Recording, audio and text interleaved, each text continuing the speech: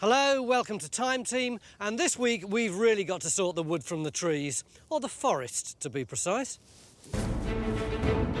Because this is Sherwood, Britain's best-known forest, famous not only for its mighty oaks, but also for its legends of bad kings and popular outlaws. And while we can't tackle one of England's most enduring legends in 3 days, we might be able to add something to the story. Just a couple of miles away, on the fringes of Sherwood Forest, residents of a Nottinghamshire village believe a ruined building in a farmer's field may have played a part in those ancient tales. Not only that, but some of the villagers believe this could actually have been part of King John's palace. Seriously? Could there really be a long-lost palace in this field? I've got so many pieces of evidence for buildings that we should be finding on site. This is high status. This is quality stuff. Certainly wouldn't have got the king drinking out of one of those. We could be on the verge of a major discovery. 3 days, yada, yada, yada. You know the score. It's going to be a cracking dig. Touch wood.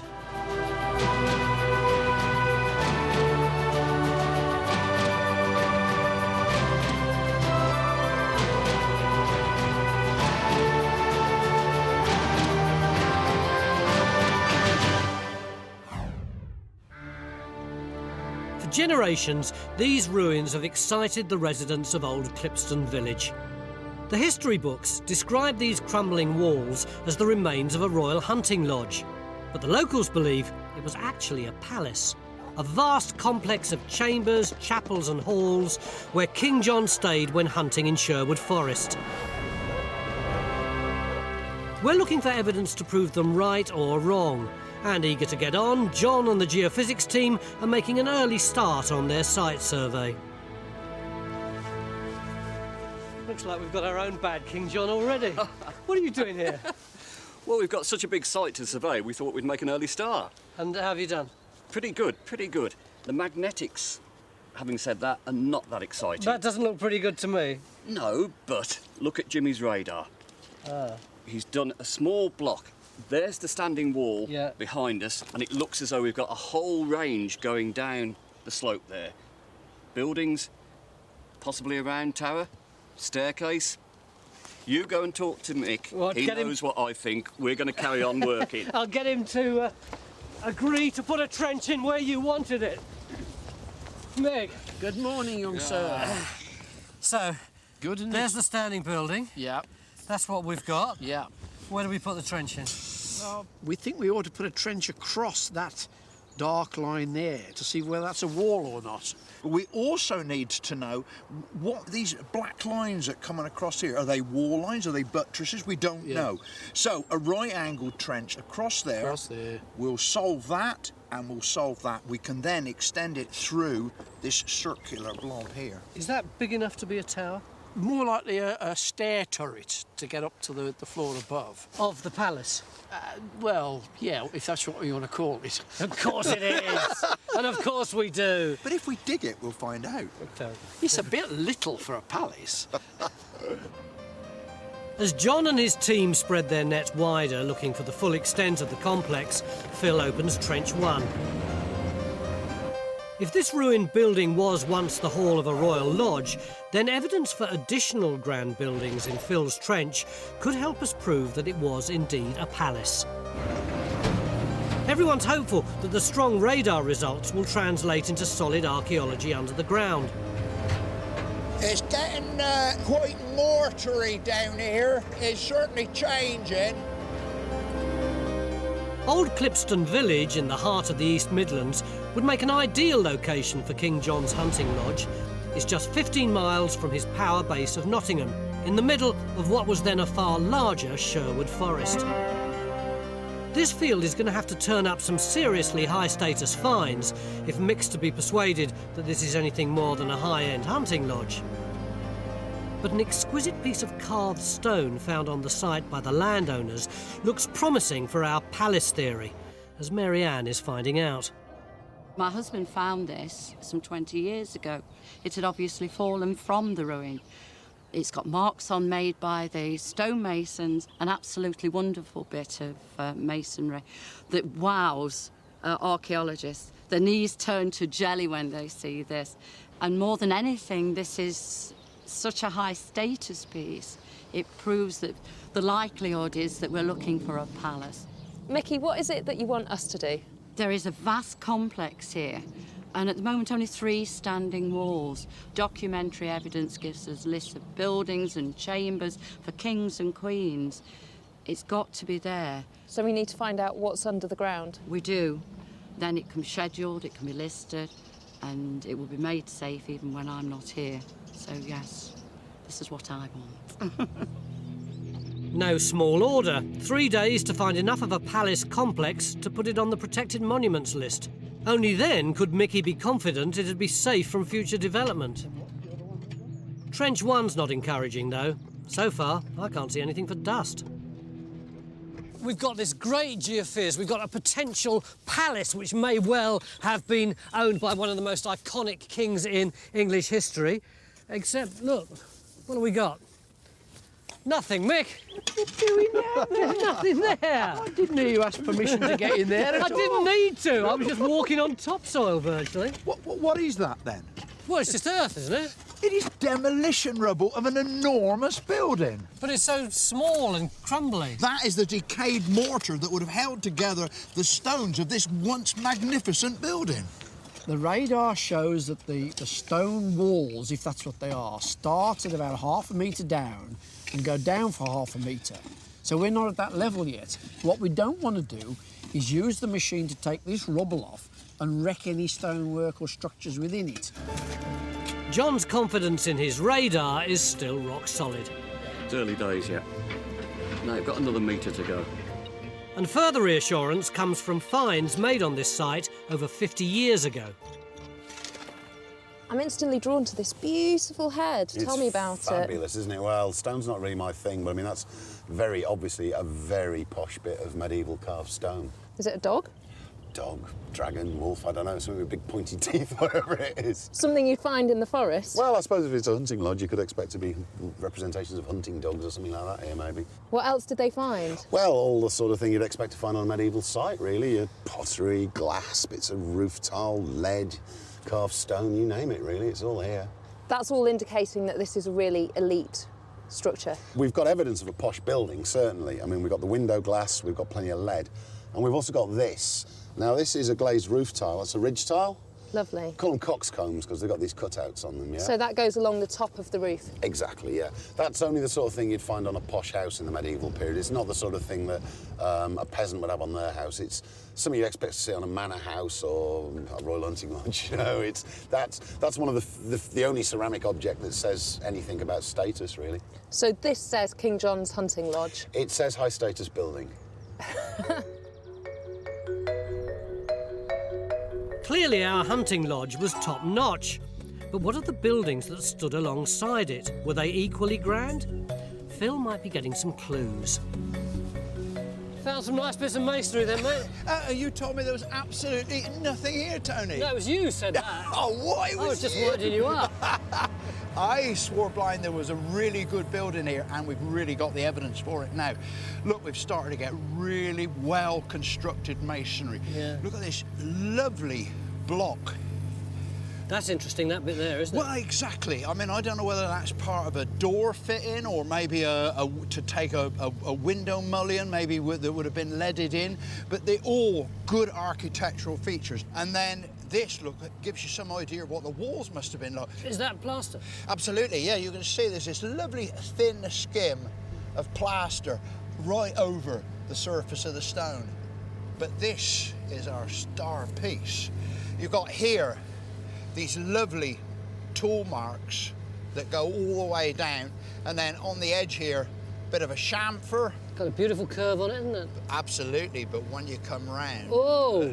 look, you've got this beautiful mason's mark.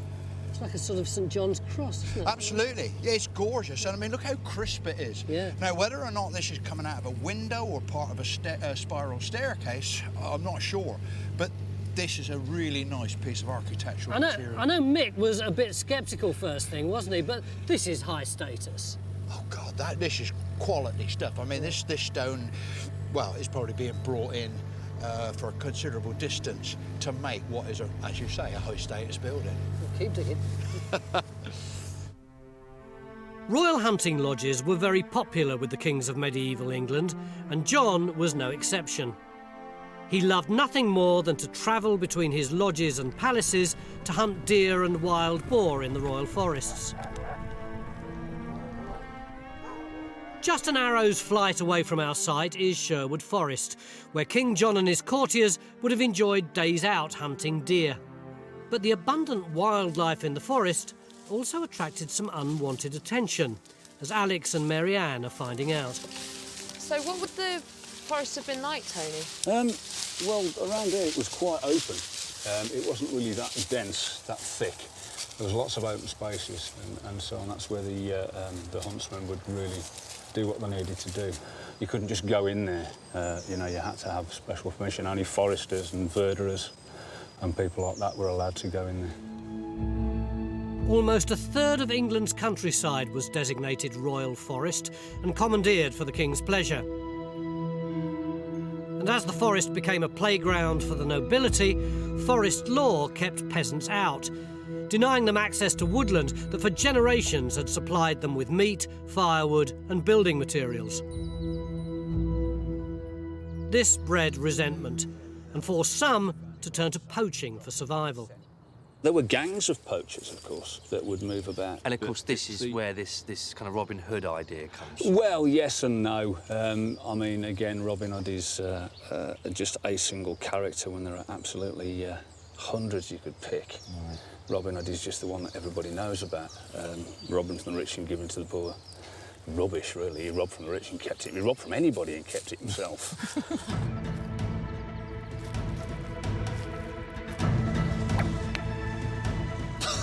Shameful.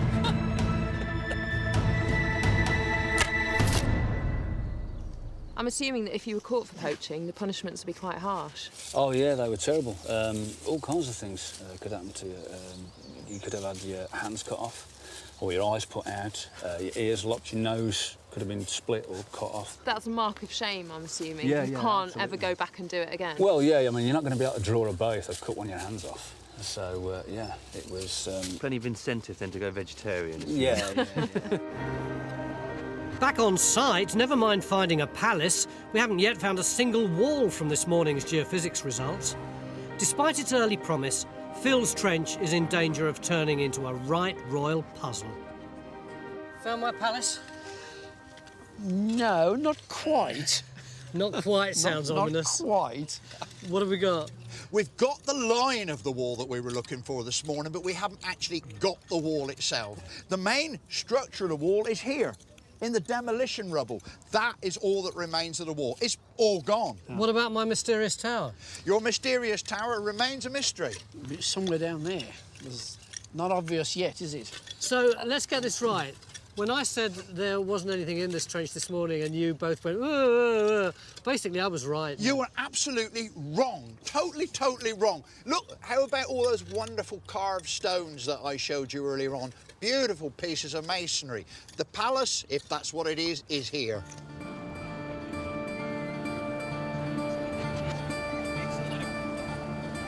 Tony, how do you think day one's gone?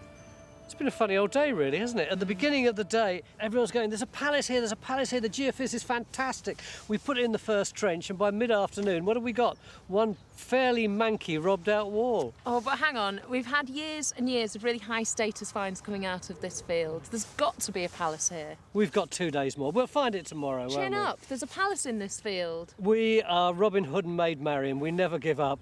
Tomorrow, we find the palace. I hope.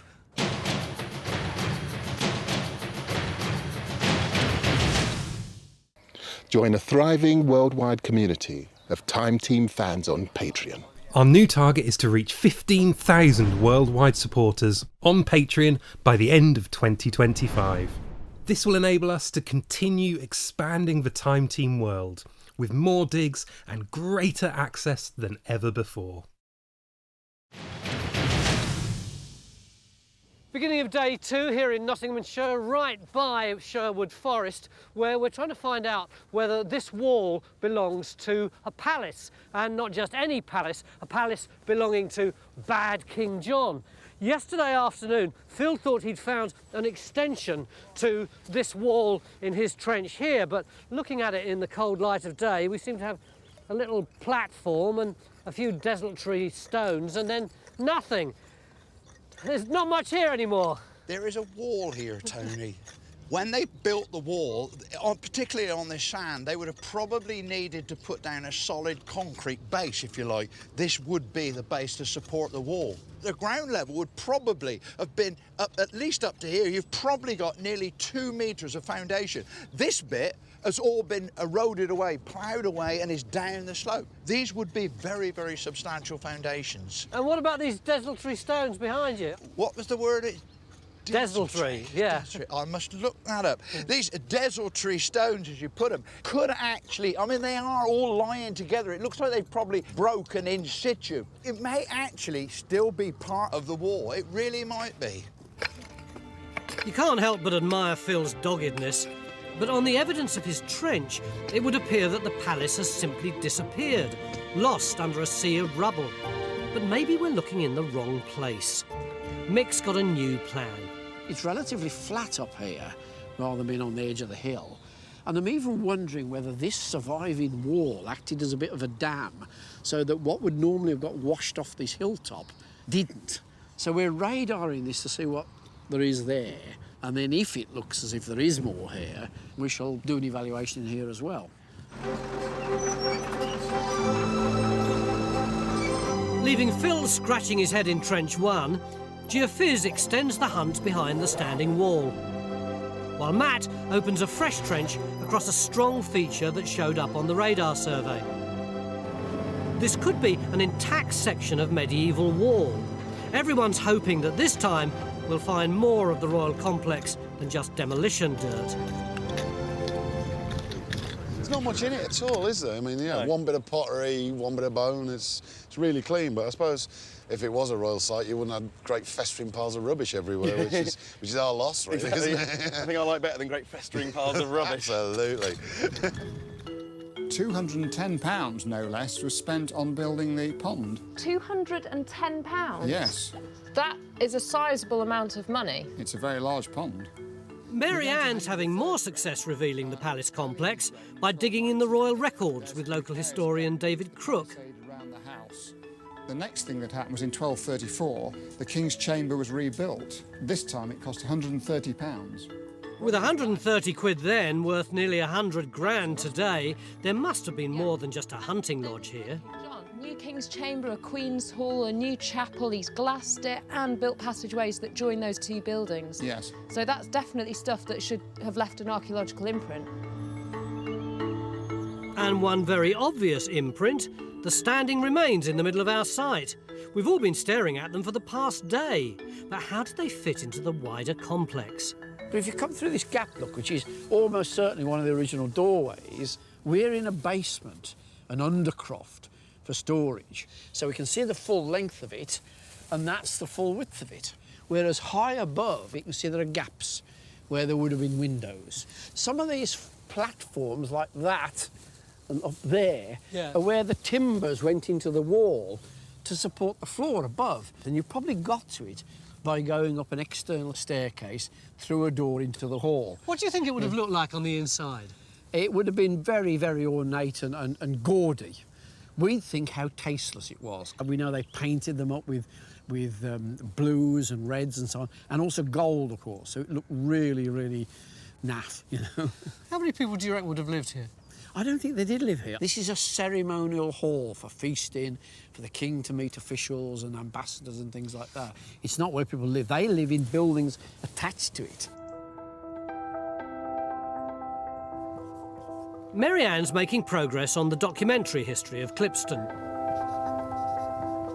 For over 2 centuries, royals entertained and relaxed here, so plenty of evidence should have survived. What's all this fiction, then? Mick, look at my timeline. I've been chatting to David, the historian, and we've put down the key points from the archives. It's very impressive, isn't it? I've got so many pieces of evidence for buildings that we should be finding on site. Look, a house, a great dam, a great pond and a mill. Yeah. King's Chambers, all under Henry III. And then Edward kicks it off to a whole new level. Yeah. £400, 2 chambers and a chapel. Chapels, yeah. Stable for 200 horses. We're going to find some of these buildings, aren't we? What we probably have already. The difficulty is narrowing a particular bit of archaeology down to either the period or the function. That's very difficult. This disparity between paper record and archaeology is proving frustrating. There may once have been halls, kitchens, chambers and chapels in this field, but we're just not finding them.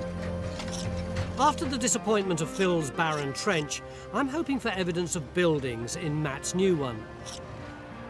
Is this going to be another one of these trenches that promises a lot and we find absolutely nothing except a bit of compacted mortar? I don't think so. I think you've turned up just at the right moment, Tony, because you can see there.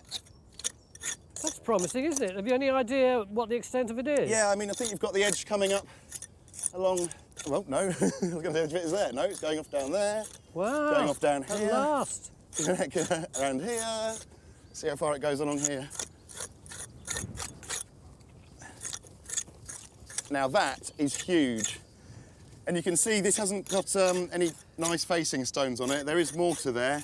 There's these lumps of rock.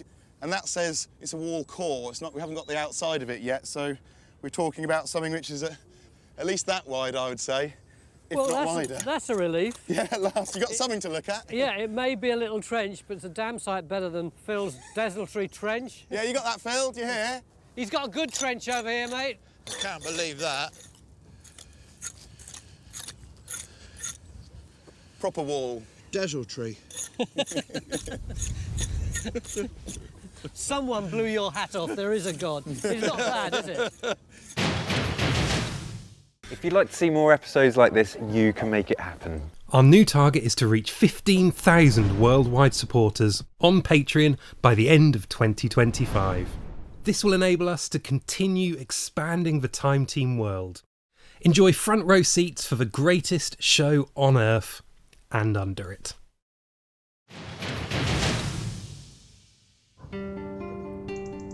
We're digging for King John's hunting palace on the edge of Sherwood Forest.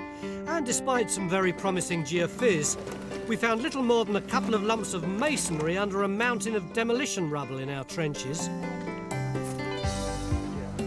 We've done loads of archaeology on that side of this wall and none at all on this, which is why Mick asked John to do some geophys around here, because this area is so flat, he thinks any archaeology underneath will have been protected from the hill wash, which is likely to have damaged some of the archaeology on this slope here.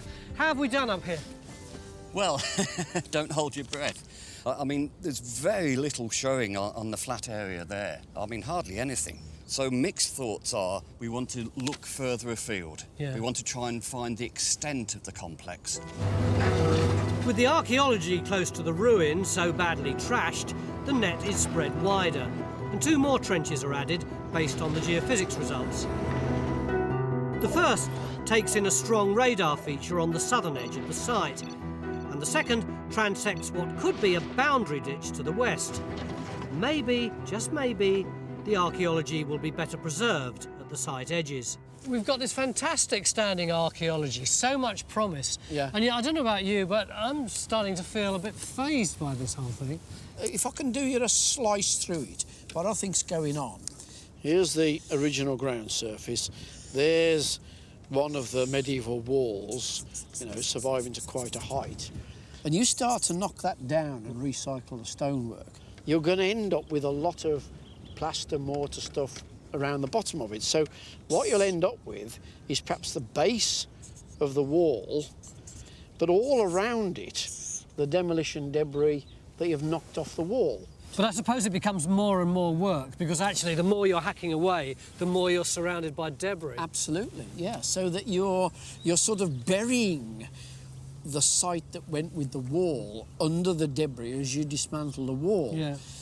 So that if we really wanted to understand the site, we'd have to take all the demolition debris away off the whole site, you know, sort of hundreds of square metres. Which we're not going to be able to do in 3 months, let alone 3 days. Well, I was going to say 30 years, perhaps you wouldn't. But that would be the way that we would get the plan of the original building. And in the trenches that we've already got, get rid of all that demolished material and hopefully see some of these little bits sticking out. Up until now, we found plenty of dust and rubble, but very few blocks of cut stone. Our next task is to work out where all the stone went, and Alex has a hunch. So it doesn't seem like you're getting too much in here then, Phil? It's not as though they've just robbed out the walls, they've robbed out the foundations as well. They've had everything. Well, I've got some historical information which might give us some clues as to where this stone's gone. The Duke of Portland, OK, in a desperate attempt to try and improve the meadows round here, he instigated a drainage scheme. And we're actually down here, on the site down here, and just up the Mourne Valley, you can see depicted here this vast, extensive irrigation system. That would have required a lot of stone. So, as a means of improving his water meadows, he had a look round and he thought, I know where I can get some good stone. Funnily enough, actually, in a directory entry for 1844, the work was commissioned and lots of people were, it says here, there was much spoliation was made on the venerable walls, though it is said His Grace had given strict orders to the contrary. So, in fact, he said, don't rob it out. So he was a really sort of upmarket conservator He then. was. But he was on your side anyway. We could do with blokes like him, I'll tell you.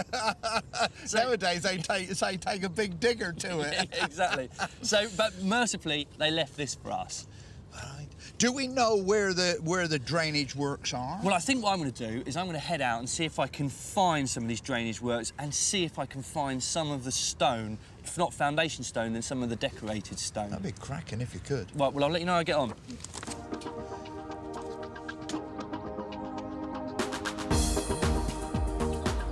And sure enough, the water meadows adjoining the site are littered with worked stone. After careful examination, Alex is happy that it's of a type that matches the few remaining blocks on site.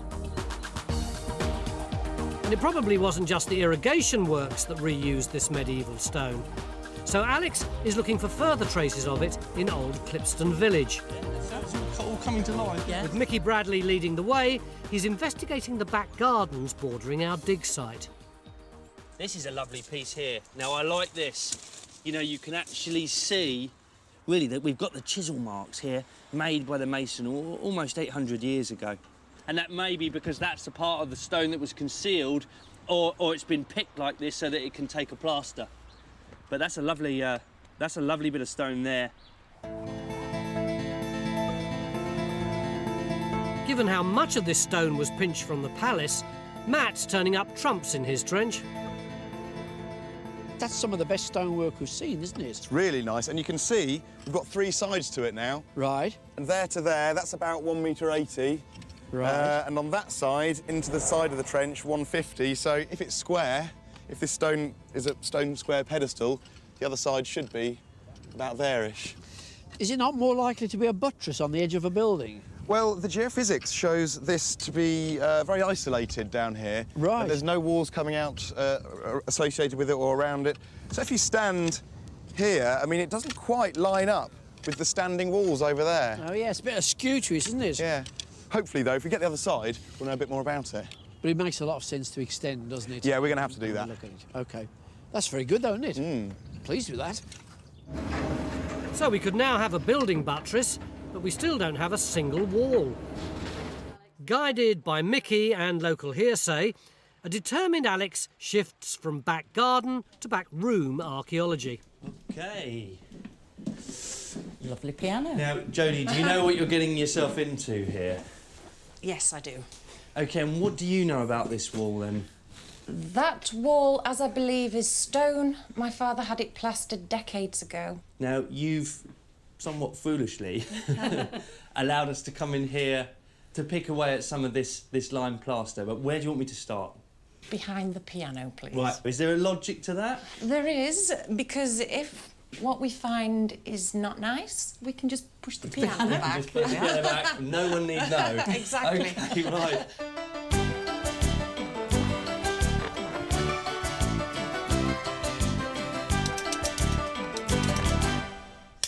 had several skims on here. If that's Tony, tell him I'm going to be a few more hours. I keep being drawn back to Trench 1, the trench that Phil and I have been bickering about since the beginning of the dig. The trench that I call the trench of the desultory stones. You can still see them down there. But it does seem to have developed since I was last here. Phil, what's happening here now? Well, we're making leaps and bounds in this trench, Tony. It's really, really coming on. What about our wall here? Well, the wall. I must confess I've been forced to rethink. It's not a wall? I don't think it is. You were practically screaming in my face this morning. Yes, but I had every reason to scream in your face. The evidence was very clear to me. It just meant that I have had to readjust the evidence a little bit. So there's no wall? There is. Oh, there is a wall. Where I think the wall is not there, but there. But what is really exciting, what really pushes our story back in terms of date, is in that corner of the trench where Matt is, we've got a cluster of big sherds of broken pottery that actually join together, that refit. They're in that tray at your feet. These ones here? Yep. Have you got some sort of date for them? Roman. Roman? Absolutely. But the sheer fact that we've got so much of it and that they do refit back together means that there is no question that feature and that layer must be Roman. Well, a bit of a triumph. And 100 yards away, over in the cottage, Alex has made another breakthrough. Wow.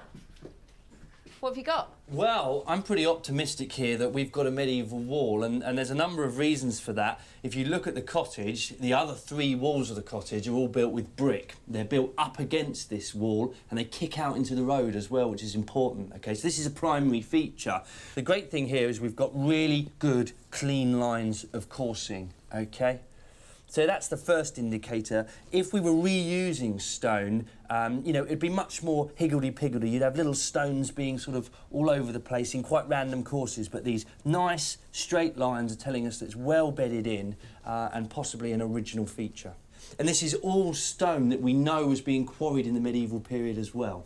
Why have we got a medieval wall in a cottage? The thing with this wall is that it sits beautifully on the alignment of the outside boundary of the whole site, so I'm pretty certain that this is a perimeter wall. And how do you feel, Jodie, about having a medieval wall here in your cottage? Wonderful, Alex. I'm just waiting for you to come back every weekend until you've chipped the lot off. Get going. All right, well, I better get going. So at last we've got something solid that ties in with our palace theory, even if it's little more than a posh garden wall. Well, the weather's been getting better and better all day, but you can't really say the same thing for the archaeology, can you? Yes, it has. You've been a real misery about this the last 2 days. We haven't found anything. We don't know. We don't know what our building is. We don't know what its extent is. We don't know what the phasing is. We don't know what the dating is. We know a darn sight more now than we did yesterday. Absolutely. What you're really saying is we've been let down by geophysics. That's what it all boils down to. You always say that, don't you? Yeah, well, it's true. Look at Eat your own word. Where are we, John? That's the standing walls. Oh, right. So we're just off the end of it. This is where I stood with you earlier. Well, we've subsequently expanded the survey, and you don't get it much clearer than that. What's the alignment of it? Just off east-west. So thoughts of chapels? Oh, you'd like a Roman villa, wouldn't you? Well, we've got the pottery. I don't care what it is. Look, at last, we've got something to dig. You say that, but if it's a 19th century cowshed, you won't like it. I'd be happy. I'd dig the cowshed. That's what we're digging tomorrow, and let's hope it's a palace.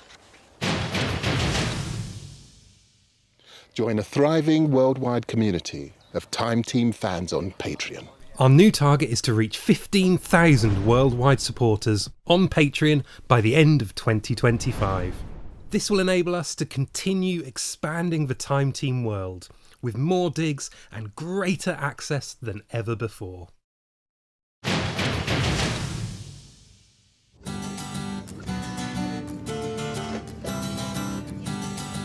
Beginning of day 3, and after 2, let's face it, pretty frustrating days, suddenly, bang, we're on the money. Look at that gorgeous piece of geophys. What's that rectangular thing? Could it be an Anglo-Saxon hall, a medieval chapel, a Roman villa? No idea, but at last we've got something to dig. Ian, take it away, my son.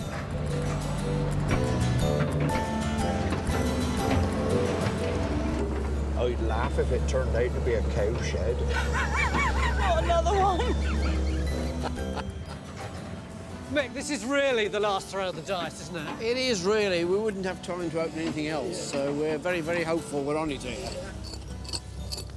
What's your first reaction then, Phil? Well, this has got very, very compacted. There's a lot of plaster in it, and there's bits here, look, that have actually got part of a surface on it. You can actually see the wall face. So it could be Roman villa, could be medieval. Well... Knocks out the Anglo-Saxon a bit, presumably. Oh, no.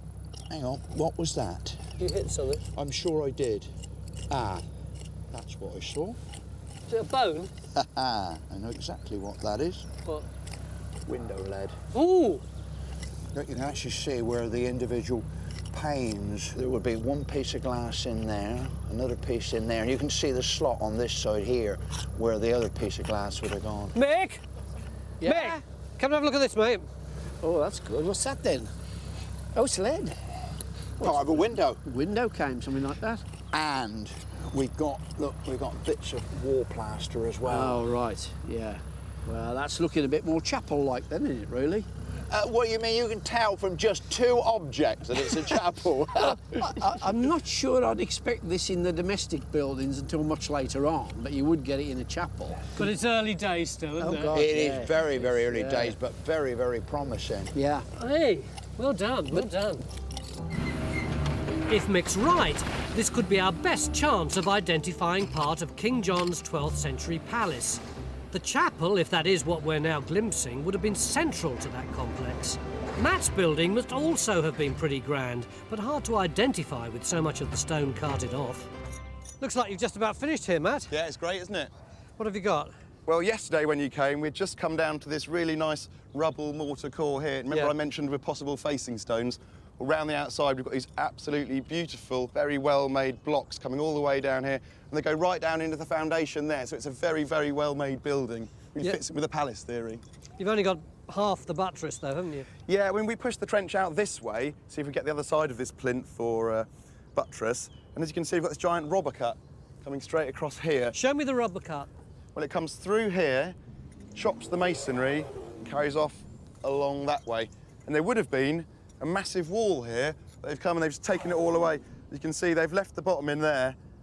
Probably just couldn't be bothered to take the stuff out at the very bottom. What I like about this trench so much is it's the first piece of archaeology which gives us a hint as to what the building would have looked like. Got a couple of things here for you to look at. That's nice. It's Roman, I assume, is it? Oh, sure it is a Roman one, yeah. And you can see the interesting thing, it's been pierced, it's been used as a pendant. Yeah, that's quite interesting. I've seen a lot of these from early Anglo-Saxon graves.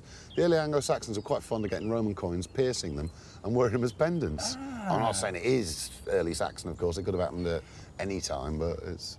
No, but it is an interesting link that when you see a pierced Roman coin, the first thing that kind of lodges in your mind is, might be. Yeah? You know? Yeah. Now, here is something that you will be able to help me with. That's a piece rather of nice. pot. Yeah, excellent. Apart from the Roman, that's the earliest bit of pottery I've seen from this site, more or less. That's what they call Nottingham splash glaze ware. When you say early? It's basically, it's early to mid 12th century. Oh, that would be a lovely period. Yeah, I mean, that's gone by the end of the 12th century, this stuff. It's just so nice to get something which was here when the site began. Yeah, well, that must have been. Yeah, definitely. Spot on. So we've now got pottery from the time of King John, but surely we must be able to identify at least one of the buildings we know made up his royal complex. With time running out, Phil's new trench is now showing evidence of a proper structure. Phil? Yo. I think we've got the foundation trench edges here. Really nice and straight and just filled with these cobbles. Where's the edge? There, look. Dead straight. That's in line with yours, isn't it? My line is Exactly there. Spot on. Right down, that's it. Dead straight. Finally, what we're finding in the ground reflects what we can see on the geophysics. Paul, meanwhile, thinks he may have cracked the mystery of the 15th and 16th century pottery that's been turning up in the demolition rubble across the site. It's quite interesting because all this stuff is all mixed in with the rubble, and I've been having a quick look at it. It's all pottery associated with drink, and all these little bits of black pottery are all bits of drinking cups. There's no pottery associated with the cooking and eating of food. So what I think is going on here, that this is actually the workmen who were coming in and dismantling the place and carting the stone away. It's hot, heavy work. You're lumping stone onto carts, you're digging out foundations, you're carrying stuff around. You've got to drink a lot of liquids, especially if it's a hot day, you know? And they've just dropped their cups? Yeah, basically. I mean, you know, it wasn't unusual for people in medieval times over the course of the day to drink a gallon of beer, you know, so... That would make your grip slightly dodgier. Make your grip a bit slippy, yeah. Yeah. But it's exactly what I'd expect to see from a medieval industrial site, not a medieval domestic occupation site. So I think this dates the actual demolition and dismantling of the place really tightly from about, I don't know, 1470 to about maybe 1520, 1530, something like that. So the builder's rubbish is our archaeology? It's builder's rubbish. It's kind of the medieval equivalent of Coke cans, yeah. So now we've got an end date for our royal complex, but we still haven't quite proved it was a palace. Alex and Mick, though, can now attribute a certain majesty to the site, thanks to their detective work. Well, what I've actually found is a reference here in an account from 1348. Right. Okay, and it actually describes repair work and new builds up there to all sorts of chambers and all sorts of things going on, stables as well. It also mentions the Great Gates. Okay, so we've also got a gatehouse. So a gatehouse somewhere in that stretch there. And funnily enough, this building here in the 18th century was the Gate Inn. Right. What about this big lake down the bottom here? Unfortunately, I think all we've got left of this little pond is that tiny little dip down there. There's this bit in front of it. But I mean, this would have been a monumental feature in front of the palace site, wouldn't it? And certainly from where we're sitting, away to your left is this great body of water, and the palace is up on the hill. It will look impressive anyway, but a lot of the time it will be reflected in the water as well. Medieval hunting sites mean feasting, and great rituals were attached to the butchery of deer, notably the unmaking, in which the dead animal was systematically divided up. Mary Ann's getting her hands dirty to find out which of the hunters got the lion's share of the venison.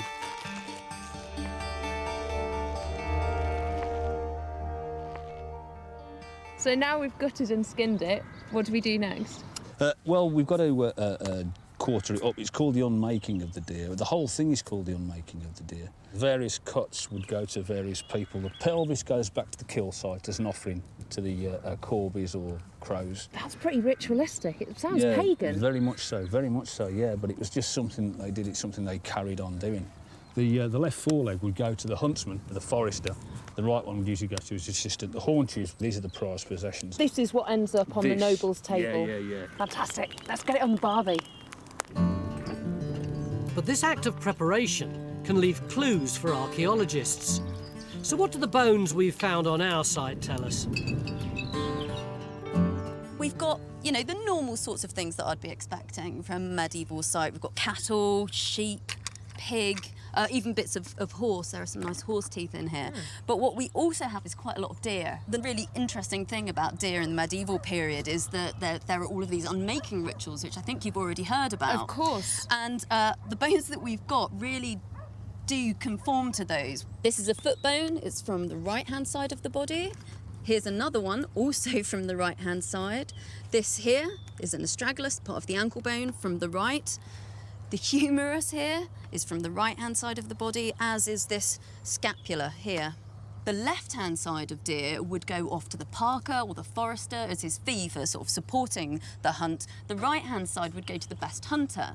Now, normally we tend to find these right-hand sides of the shoulders found on village sites because most of the hunters were living in villages. To find them on an elite site is quite unusual, but I think because it's a royal site, it is sort of suggesting that the king is the best hunter and they're all here. You don't normally find these parts on high status sites. So the Mardi King had to be the best hunter as well? It would look that way. Fantastic. Even if we haven't got the haunch bone, which would mean we were digging under the King's table, has Phil now found the link that will confirm the site as King John's Palace? Phil, you've done very well in such a short time. Absolutely. But the big question is, have you found our chapel? Yeah, I reckon we have, Tony. I mean, what we've actually found is this boulder-filled foundation trench, and it's bang on line where the geophysics said it would. It goes literally right through the middle of our trench. So that's what the geophys was picking up, although those big black lines were these boulders? Absolutely. What they've done is they've dug this massive trench over 1 metre deep, and I think to stabilise it in the sand around here, they've poured in a load of cobbles, and there are bits of broken stonework in amongst it as well, literally to form a firm base to put the chapel on the top. We've got some dating evidence for it. The latest evidence we've got is about 13th century. It's a little bit later than we hoped, isn't it? This is more like Henry III. Well, yes, but it's not the first stone-built building on the site, because if you can see just where Tracy is, look, you can see there's that orange-coloured rubble. That is demolition rubble of a stone-built building, and the foundation trench of our chapel cuts through that. This is great news. Something was obviously knocked down to make way for a 13th century chapel built on the same spot. Could it possibly have been an earlier chapel, the Chapel of King John? The proof may have turned up in the demolition rubble of that building. We've got this rather nice stone carving. It's of a hand, and you can see here's the thumb, and on this side, the fingers, they're all rather joined together. But look, they're probably part of a window moulding or something like that, and it's his hand that is grasping this column. It's a lovely piece of architecture. And just the sort of thing you'd get in an ecclesiastical building like a chapel. Must be 13th century or earlier. So that could be from the time of King John? King John may well have seen this hand, yeah. By the skin of our teeth, gentlemen, I think we've made it. Our host and landowner, Mickey Bradley, can now rest assured that this site will be preserved for posterity. Mickey, I've had a long chat with the rest of the team, and they're pretty convinced that we've got so much evidence now that your ruin will be properly scheduled and it will be saved for the nation. Tony, thank you so much. We worked so hard for this time, and Time Team has made that happen. I'm glad Thank we've made you your very day. much. It's rather good, isn't it? We started out with King John's Palace, and after 3 really quite difficult days, we've also found King John's Chapel. Anyone fancy a deer burger? Yay! Go on, Phil, you have the first one. Oh, wow.